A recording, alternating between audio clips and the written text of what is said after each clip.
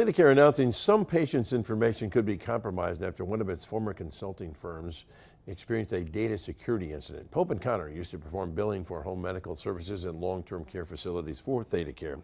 Officials there are saying that they have identified suspicious activity relating to one of its employees' emails. As a result, less than 4,000 ThedaCare patients' information may have been accessed by unauthorized parties.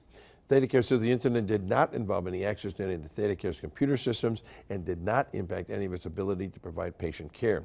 Pope and Connor sent a letter to each potentially impacted patient offering credit monitoring and identity protection services. ThedaCare released a statement today saying, quoting now, ThedaCare takes the situation seriously and holds our vendors to the same strict security standards that we hold to ourselves, end quote.